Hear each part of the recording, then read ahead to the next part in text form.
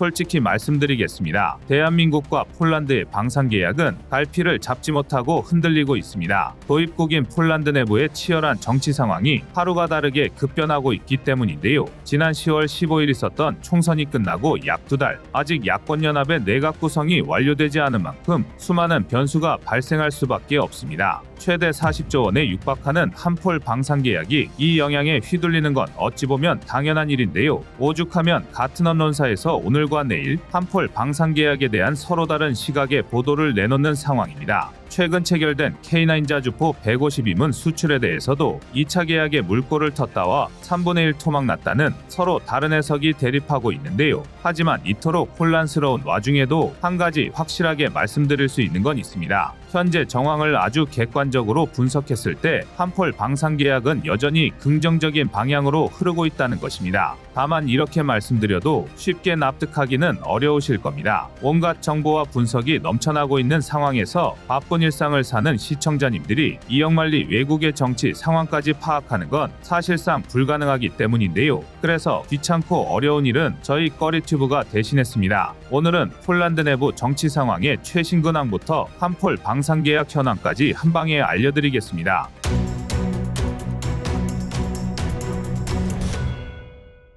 결국 폴란드 신임 총리로 총선에서 승리한 야당연합의 도널드 프란치셰크 투스크가 임명되었습니다. 8년 만에 정권 교체로 민족주의 성향이 짙은 법과정의당 중심의 정권이 물러나고 중도좌파로 분류할 수 있는 정권이 들어선 것입니다. 이에 국내 방산업계에서는 하원 투표를 거쳐 신임 총리로 선출된 도널드 프란치셰크 투스크 총리를 두고 우려의 목소리가 나오고 있습니다. 신임 총리가 과거 EU 정상회의의 상임의장을 맡기도 했던 친이유, 친독 성향의 정치인이라는 점 때문입니다. 이뿐만이 아닙니다. 여기에 더해 야권연합이 이전부터 기존 정부의 최대 업적 중 하나인 대한민국 무기 수입 계약을 살펴볼 필요가 있다고 주장하며 전 정권에서 이루어진 각종 예산 집행에 대한 분석과 평가를 예고했다는 점 또한 악재로 여겨지는 모양새입니다. 일각에서는 자칫 남아있는 무기거래 계약이 완전히 취소될 수 있다는 주장까지 나오고 있는 형편인데요. 심지어 이 같은 분석은 비단 국내에서만 나오는 게 아닙니다. 일부 해외 일간지들 역시 폴란드 정권 교체 소식을 다루며 대한민국이 역풍을 맞을 수 있다는 주장을 제기하고 있는데요.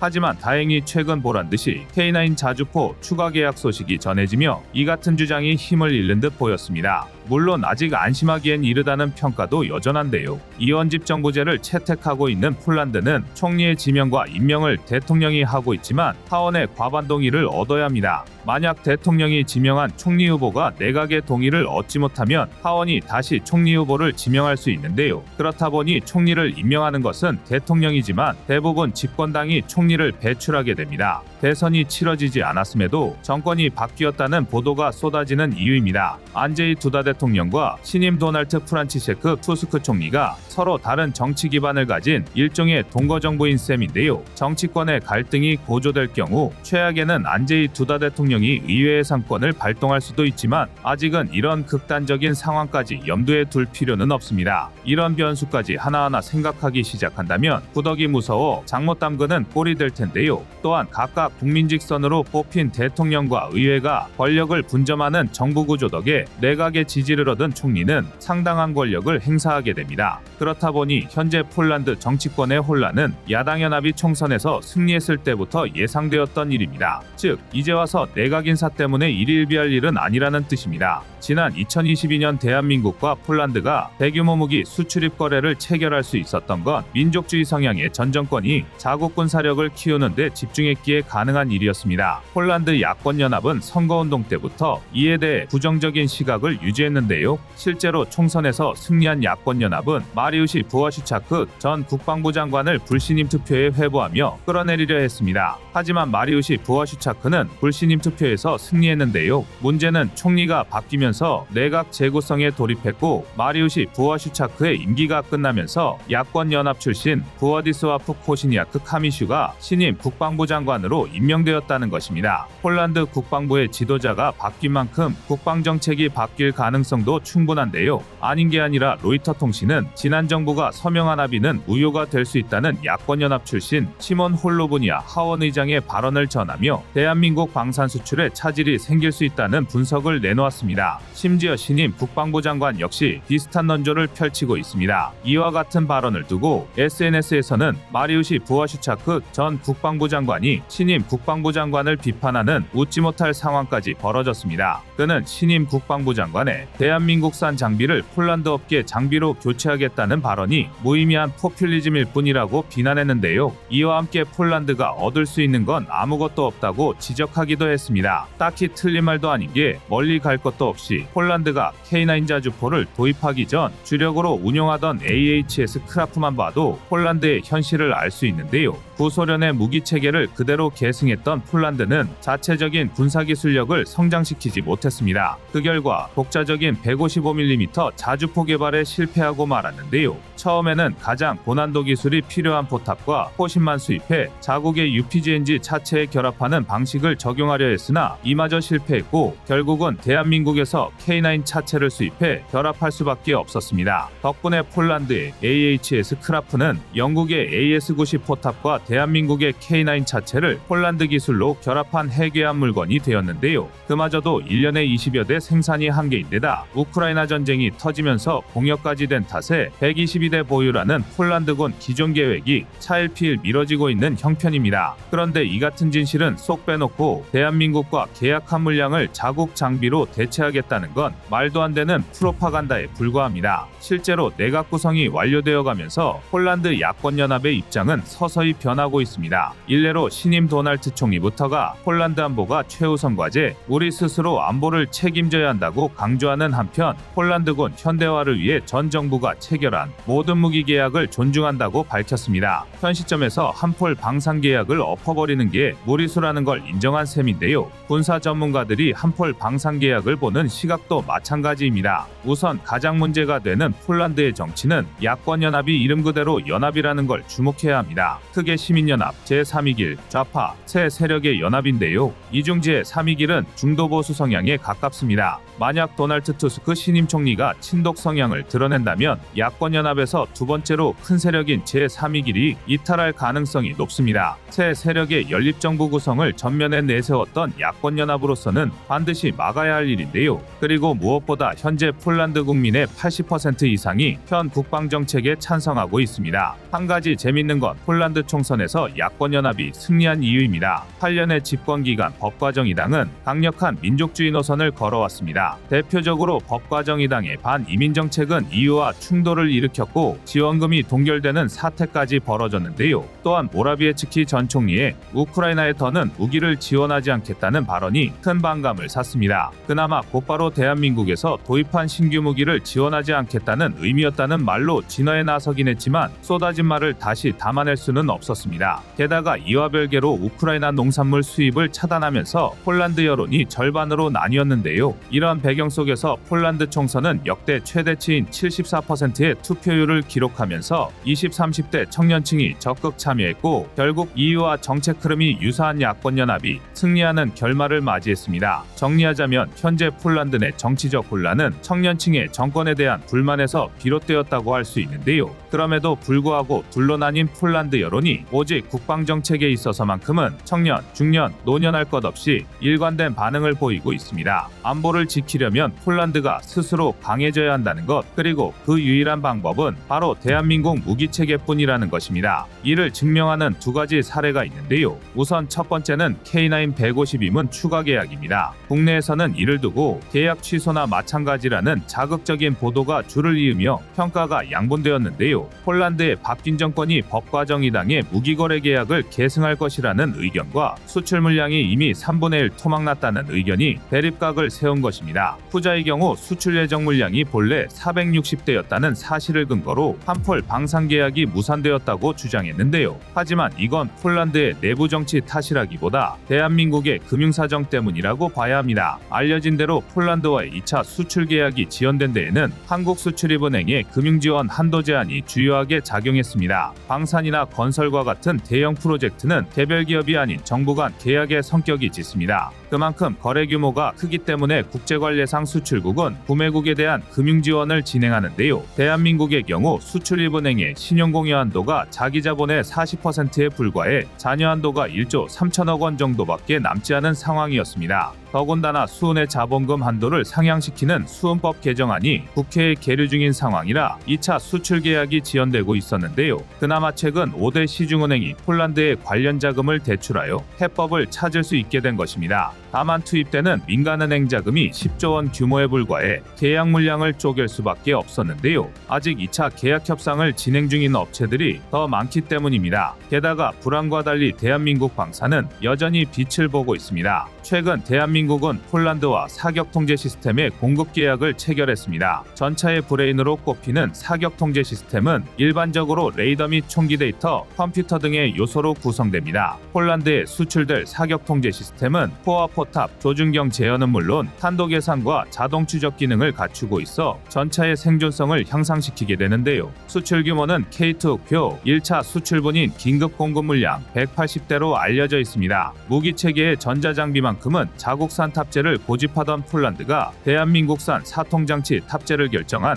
굉장히 상징적인 수출인데요. 더욱이 대한민국 사통장치가 동유럽의 지형에서도 충분히 힘을 발휘할 수 있다는 증거입니다. 이렇듯 지역 특성을 고려한 무기 수출 전략은 성능과 가격, 납기와 같은 대한민국 방산 특유의 장점과 더해져 수출 계약으로 이어지는 중입니다. 현재 폴란드 상황이 완벽하다고 할 순 없습니다. 대규모 무기 거래의 주역인 전 정권이 밀려나고 이를 비판하던 야당연합이 새로운 정부를 구성한 이후 추가 수출 계약이 불투명해졌다는 주장들도 있습니다. 그러나 대한민국 방사는 여러 불리한 조건에도 불구 각기 다른 환경에서 성공적 결말을 이끌어내 왔습니다. 지금은 한폴 방산 계약에 대한 의심보다 믿음과 신뢰를 더할 때일 것입니다. 이상 꺼리튜브였습니다.